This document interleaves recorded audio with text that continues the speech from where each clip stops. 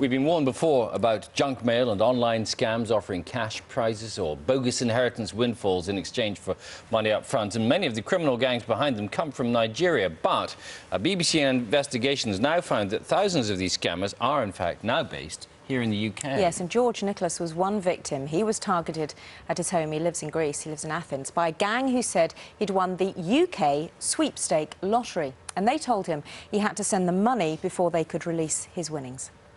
The thing that I had to do is to send 500 euros. I said that the bank has not yet contacted me for the receipt of my winning prize. Of course, I have done mistakes. I admit that. I have done mistakes because they have the technique to persuade. I became foolish. I feel very bad.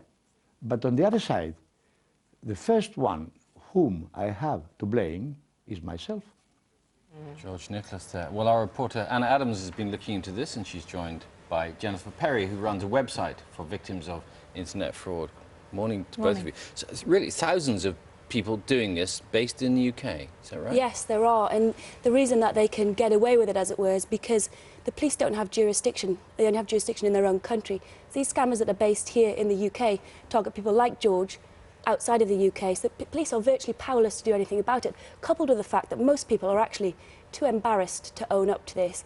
There's a lot of shame attached to it, and police estimate that only 8% of victims actually do come forward. Well, Jennifer, George himself said the first person I've got to blame is myself, really. And you do wonder how widespread this is and why people are still falling for it. Well, I think it's very difficult because you have things like the Reader's Digest sweepstakes, which is a legitimate sweepstakes, and but they don't ask for money up front, do they? Yeah, but in past history, you know, we've had a lot of these competitions and sweepstakes, and they're just naive users. And until we get used to internet and internet-type scams, we'll see victims fall for this over and over again. Anna, you've tracked some of these people down, haven't you? Yeah, we did. We went out to Athens to meet George. We looked through all of his documentation. In a lot of these emails, it's hard to believe that someone might fall for this, but when you see the extent that these scammers go to draw you in, I can see sometimes how people would fall for it. We then checked the email account.